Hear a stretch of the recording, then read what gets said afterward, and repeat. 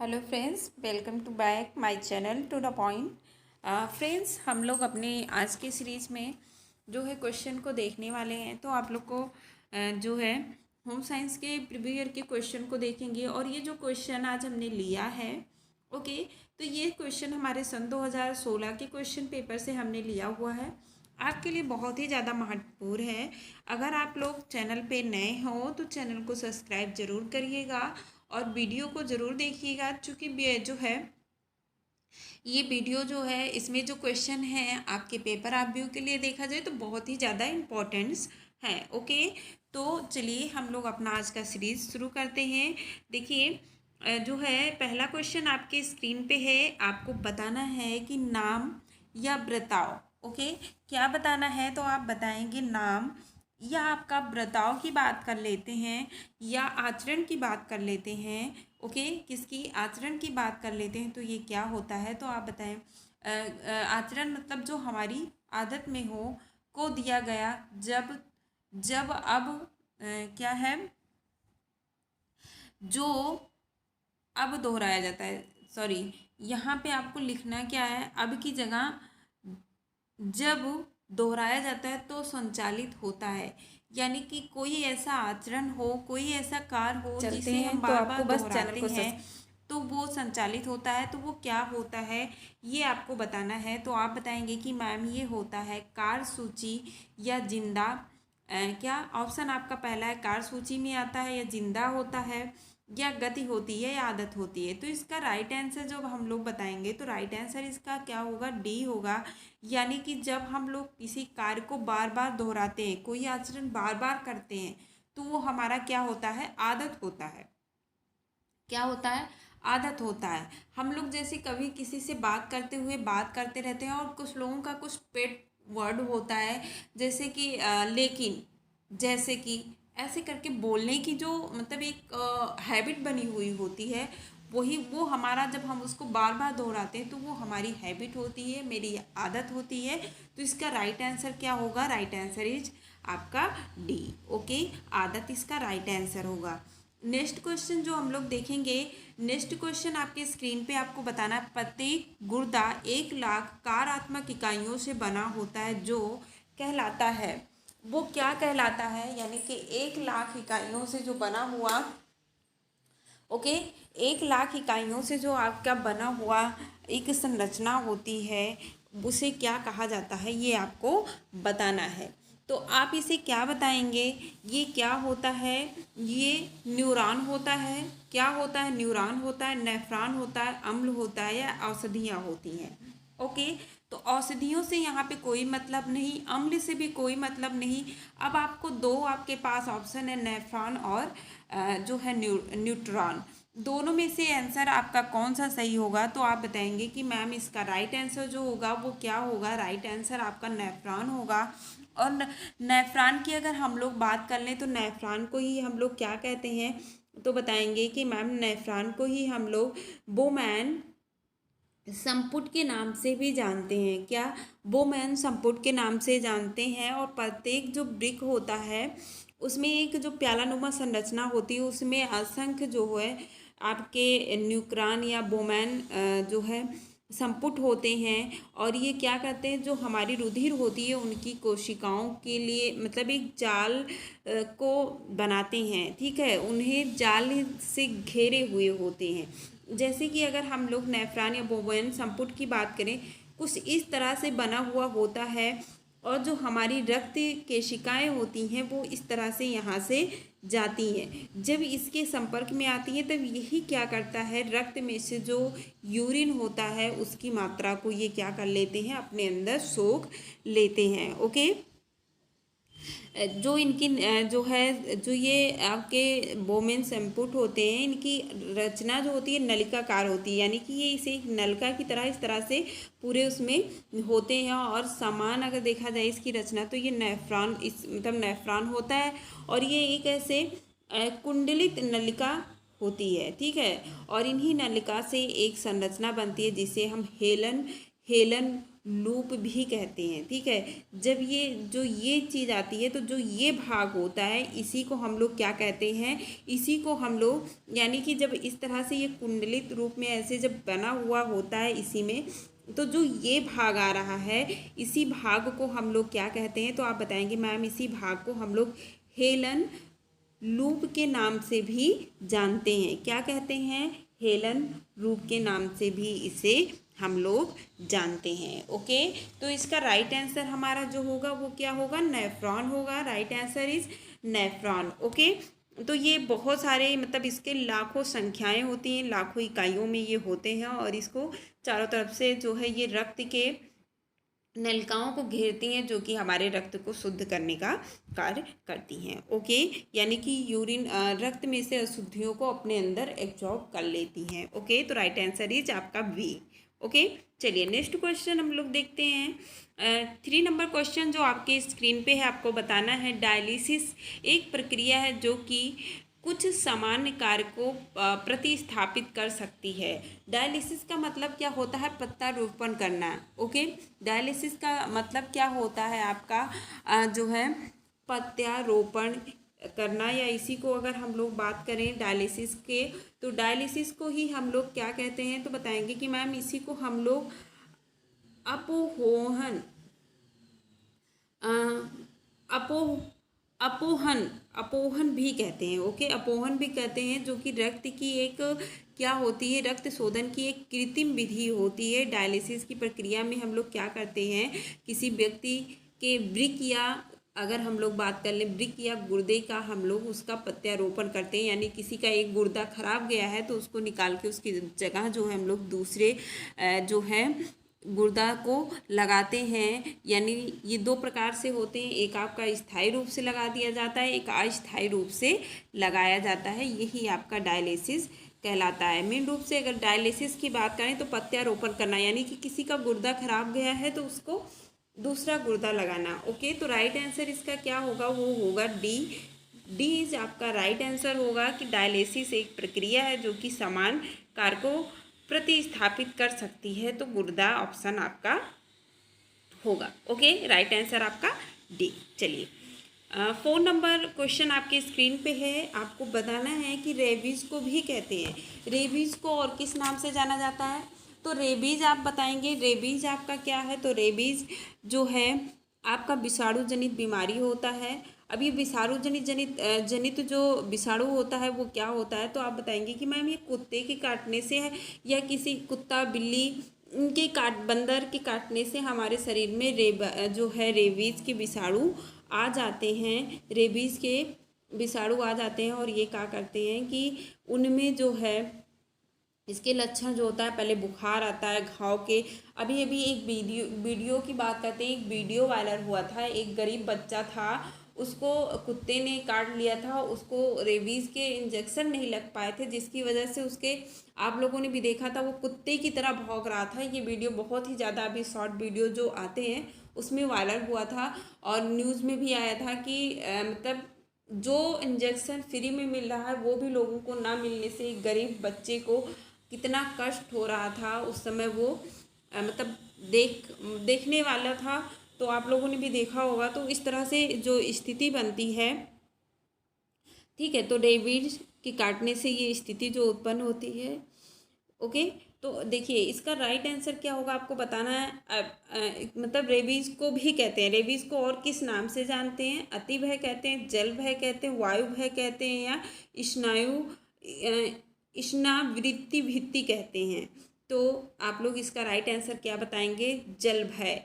यानी कि जो एक रेबीज का व्यक्ति होता है उसे जल से डर लगने लगता है। क्या करता है, जल से जो है डर लगने लगता है, और ये जो उसको, और वो कुत्तों की तरह भौंकने लगता है। ये सारे लक्षण होते हैं। उसे बुखार आ जाता है, घाव के स्थान पे जो है झुनझुनी जैसे सम्मिलित होने लगते हैं। ओके, और क्या हो, हिंसक हो जाता है, अनियंत्रित होता है, उसकी उत्तेजनाएं जो होती है अनियंत्रित हो जाता है, वो पानी से डरने लगता है, जिसे हाइड्रोफोबिया के नाम से भी जाना जाता है। ओके, किस नाम से, और जल भय को, अगर आप लोग का जल भय को ही हाइड्रोफोबिया के नाम से भी जाना जाता है। और इसमें सबसे ज़्यादा जो प्रभावित होता है वो क्या होता है, तो वो आपका स्नायु तंत्र प्रभावित होता है इससे, ठीक है। और ये जो जीवाणु होते हैं, ये ऐसा नहीं है कि कुत्ते ने आज काटा तो आज के आज ही आपको ये प्रॉब्लम होगा। रेबीज जो है धीरे धीरे हमारे शरीर में जो है, रेबीज़ की सुई इंजेक्शन जो है हमेशा लगवा लेना चाहिए, क्योंकि ये धीरे धीरे हम पे असर करते हैं। और इसके बाद हमारे जो ब्रेन होते हैं, उनके ब्रेन में जो है सूजन होने लगती है, ओके। उनकी स्नायु तंत्र धीरे धीरे क्षीण होने लगती है, उनकी उत्तेजनाएं जो हैं अनियंत्रित हो जाती हैं। तो इस वजह से वो थोड़ा पागलों जैसे स्थिति उत्पन्न हो जाता है, ओके।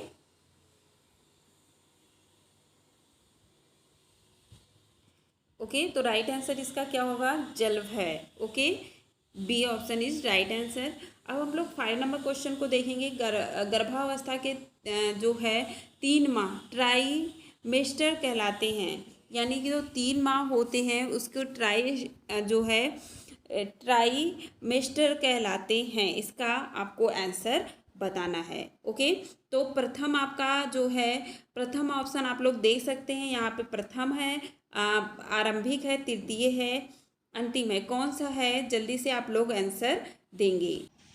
तो इसका आंसर जब हम लोग बताएंगे क्या होगा, तो बताएंगे मेस्टर जो होता है, ये हम इस किसको कहते हैं, तो आप बताएंगे मैम इसका राइट आंसर जो होगा वो होगा प्रथम माह को कहते हैं, सॉरी प्रथम अवस्था को कहते हैं। गर्भावस्था तो 3 भागों में हम लोग बांटते हैं, कितने, 3 भागों में बांटा जाता है, ओके। 3 भागों में हम लोग बांटते हैं।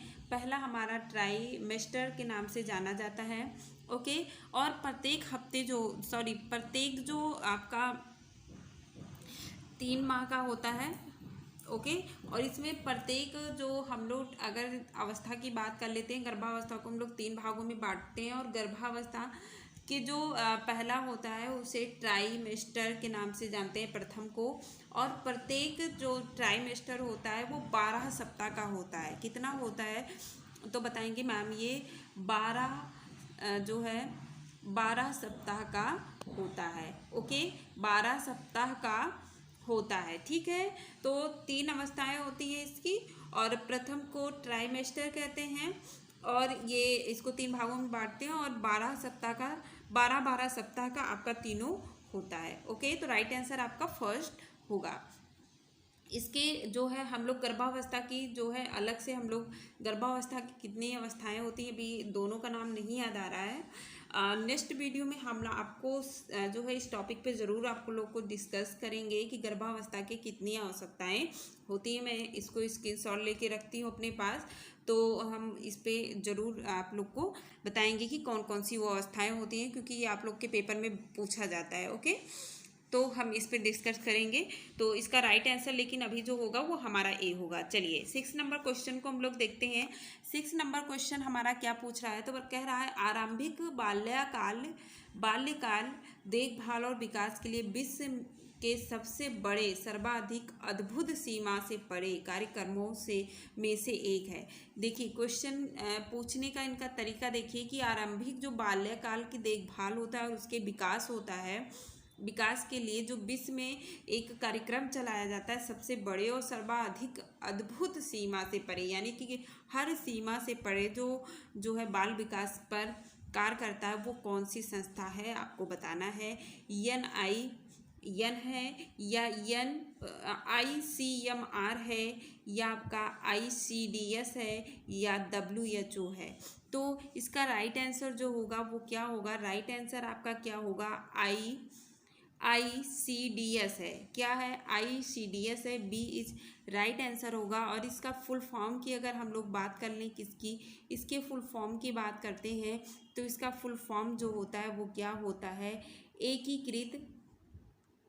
एकीकृत जो होता है एकीकृत बाल विकास, ठीक है, बाल विकास के नाम से इसको जाना जाता है, बाल विकास सेवा योजना, ओके, इसका फुल फॉर्म होता है, ठीक है। ये केंद्र सरकार द्वारा आयोजित किया जाता है। और ये किस समय में आया था, तो आप बताइए कि मैम ये आया था आपका 1975 ओके। से 76 के बीच में इसका हम लोगों ने इसका जो है मानव संसाधन विकास जो मंत्रालय था, इन्होंने इसका जो है सशक्तिकरण किया था या उद्भव किया था या शुरुआत किया था। किस सन में? तो 1975 से 26 जो है सन में किया गया था। किसके द्वारा? तो मानव संसाधन विकास मंत्रालय के द्वारा इसका शुरुआत किया गया था। ओके, तो इसको याद रखिएगा, ये क्वेश्चन पूछे जाते हैं आपके। तो राइट आंसर हमारा यहाँ पे क्या हो गया? B is right answer. 6 number question को हम लोग देखते हैं। कौन से नंबर को? तो 6 नंबर क्वेश्चन को देखते हैं। 6 नंबर क्वेश्चन जो हमारा होगा वो है, शिक्षा का अर्थ यह नहीं है कि लोगों को वह बताया जाए, ठीक है, वह बताया जाए जो नहीं जानते, ठीक है, जो नहीं जानते। शिक्षा का अर्थ है उन्हें उस तरह से व्यवहार करना सिखाया जाए जिस तरह से वो नहीं करते हैं। यह कथन किसने दिया है? ये एक डिफिनीशन है आपका। ओके, ये आपका एक डिफिनीशन है। आपको बताना है कि शिक्षा का अर्थ यह नहीं है कि लोगों को सिर्फ बताया जाए, ठीक है। जैसे कि अभी हम आप लोग को यहाँ पे शिक्षा दे रहे हैं, तो इसका अर्थ यह नहीं है कि हम सिर्फ आपको बता रहे हैं, आपको एक ज्ञान दे रहे हैं, आपको सिखा रहे हैं किस तरह से आप लोग किस तरह से आप अपने आप को तैयार कर सकते हैं। इन बातों को कहा है, ये स्टेटमेंट किसने दिया है? केस्ले, एलडी ने, या PR सिन्हा ने, या जॉन डीबी ने, या एरिक्स ने? तो इसका राइट आंसर जो होगा वो होगा जो आपके जॉन डीबी हैं, इन्होंने इस परिभाषा को, स्टेटमेंट को दिया है। तो राइट आंसर आपका सी। ओके, चलिए नेक्स्ट क्वेश्चन हम लोग देखते हैं। 7 नंबर क्वेश्चन आपके स्क्रीन पे है। छोटे समूह, ओके, छोटे समूह चर्चाओं का एक प्रकार है, यानी कि जो छोटा समूह होता है वो चर्चा का एक प्रकार है जो कि किसी सीमा के बिना विचारों को मुक्त परिचय को प्रोत्साहित करने के लिए बनाया गया है। यह आपको बताना है ये किससे रिलेटिव है आपका, ठीक है। आपको बताना है जो हम लोग समूह चर्चा कर रहे हैं इसमें कोई सीमा नहीं होती है, मुक्त रूप से हम अपने जो हमारा परिचय है, जो हमारी बातें हैं, उसको हम उन लोगों के सामने प्रस्तुत करने के लिए हमें प्रोत्साहित करते हैं।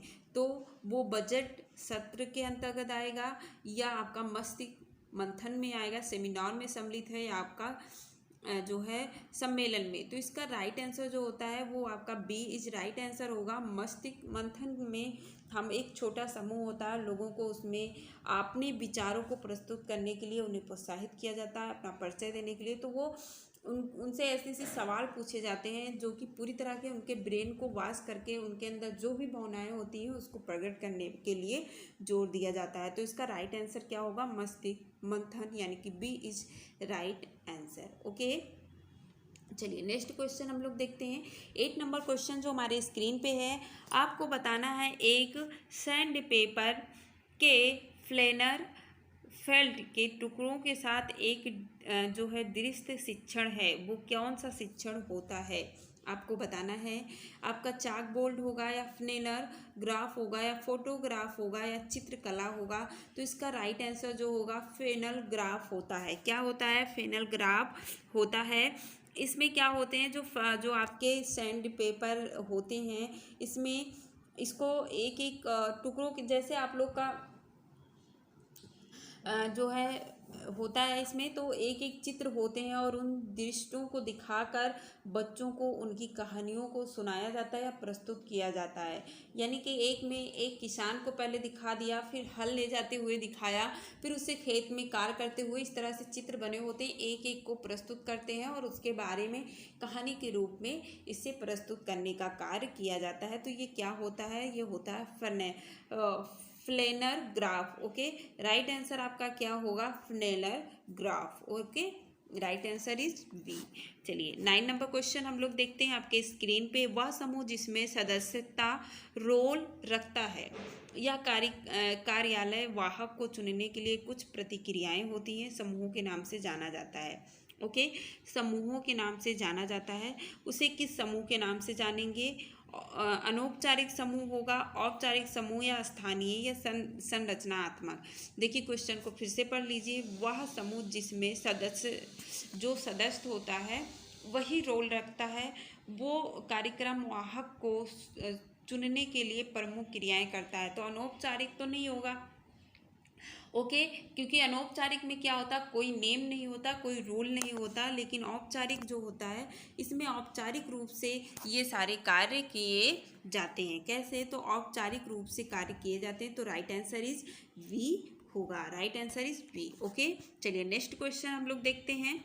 नेक्स्ट क्वेश्चन जो है 10 नंबर क्वेश्चन आपके स्क्रीन पे आपको बताना है कि बड़ी आकृति के डिजाइन से बचने चाहिए यदि आप हैं। अगर आप मतलब यहाँ पे ऑप्शन देख लीजिए, अगर आप कमज़ोर हैं तो बड़ी आकृति के कपड़े नहीं पहनने चाहिए, दुबले हैं तो नहीं पहनने चाहिए, पतले हैं या स्थूलकाय। स्थूलकाय का मतलब होता है मोटे हैं, भारी शरीर वाली हैं तब।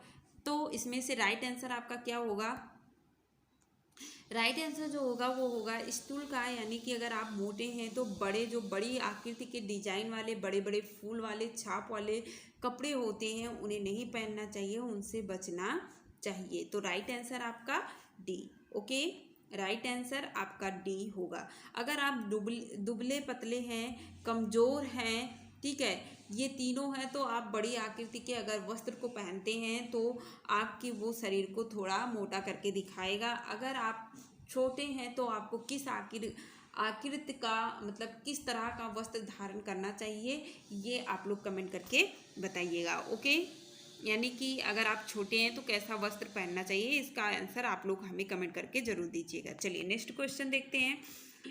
11 नंबर क्वेश्चन आपके स्क्रीन पे है, आपको बताना है 11 नंबर जो क्वेश्चन है आपके स्क्रीन पे, प्रतिजैवी भी कहलाती है, किसको प्रतिजैवी भी कहा जाता है ये आपको बताना है। ठीक है, प्रतिजैवी किसे कहा जाता है आपको बताना है। विषैले को कहा जाएगा, वसा को कहा जाएगा, या इम्यूनोग्लोब्युलेशन को कहा जाएगा, या कार्बोहाइड्रेट को कहा जाएगा। तो प्रतिजैवी के नाम से हम लोग जो हमारी इम्यूनोग्लोब्युलेशन होता है उसे कहते हैं, यानी कि प्रतिजैवी के नाम से जाना जाता है। तो राइट आंसर आपका सी। ओके, चलिए नेक्स्ट क्वेश्चन हम लोग देखते हैं। 12 नंबर क्वेश्चन जो है, भ्रूण में पहले नितंब आना, उसके बाद टांगों और बाह और अंत में सिर आना क्या कहलाता है, वो कौन सा बर्थ होता है। यहाँ पे देखिए, ये जो पूछा गया है आपसे पूछा गया है चाइल्ड का जो बर्थ होता है उसके बारे में पूछा गया है। किसके, तो चाइल्ड का जो बर्थ होता है उसके बारे में पूछा गया है। आप लोगों को पता है कि प्रसव के जैसे कि गर्भावस्था के 3 प्रकार होते हैं। किसके, तो गर्भावस्था के 3 अवस्था होती है, 3 अवस्था होती है। उसी तरह से ये गर्भावस्था के थे, उसी तरह से प्रसव के भी 3 अवस्था होती है। किसके, प्रसव के भी 3 अवस्था होती है। हमने आप लोग को बताया है प्रसव की 3 अवस्था होती है। कौन कौन सी अवस्था है, तो आप पहले बताएंगे कि प्रसव की जो अवस्था होती है वो कौन सी होती है। विस्तारण की अवस्था होती है, उसके बाद निष्कासन की अवस्था होती है, और तीसरा जो होता है वो क्या होता है, निष्कासन, संपूर्ण निष्कासन की अवस्था। तो ये 3 अवस्थाएं होती हैं। किसकी, तो आप बताएंगे कि मैम ये प्रसव की अवस्थाएं होती हैं। अब यहाँ बात किसकी हो रही है, बर्थ की बात हो रही है कि बर्थ कितने टाइप का होता है। यहाँ पे आपसे बर्थ है उसी के बारे में पूछा है। तो यहाँ पे पूछ रहा है कि सबसे पहले नितंब का आना, ओके, उसके बाद टांगे आना, उस बाह आना, बाद में सिर का आना। तो इसका राइट आंसर आप लोग को बताना है। देखिए जो है पहला ऑप्शन आपका ब्रीच जन्म, क्या ब्रीच जन्म, या उपकरण जन्म, या प्राकृतिक जन्म, या तुरंत जन्म। तो इसका जो हम लोग इसका राइट आंसर होगा वो क्या होगा, आपका होगा ब्रीच बर्थ। ओके, क्या होगा, ब्रीच बर्थ या ब्रीच जन्म। ओके, ये आपके जन्म के प्रकार, ये कितने प्रकार आप लोग बताएंगे कि जन्म के कितने प्रकार होते हैं। तो आप बताएंगे कि मैम 5 प्रकार के होते हैं। कौन, एक प्राकृतिक अथवा समान प्रसव होता है, कौन सा होता है, प्राकृतिक, ओके, या सामान्य प्रसव हो गया। दूसरा जो होता है वो आपका औजारों द्वारा जो है औजारों की मदद से प्रसव हो गया। तीसरा जो होता है वो होता है उल्टा बर्थ, यानी कि उल्टा बर्थ को ही हम लोग क्या कहते हैं, ब्रीच बर्थ के नाम से जानते हैं। चौथा आपका आड़ा जन्म होगा, और 5वां चीर फाड़ द्वारा प्रसव होता है। ओके, तो ये 5 प्रकार के आपके जो होते हैं। देखिए यहाँ पे अगर हम लोग उल्टा, इसी को हम लोग क्या बोलते हैं, उल्टा प्रसव के नाम से जानते हैं ब्रीच को। ये क्वेश्चन अभी आप लोग के सन 2021 में भी पूछा गया था।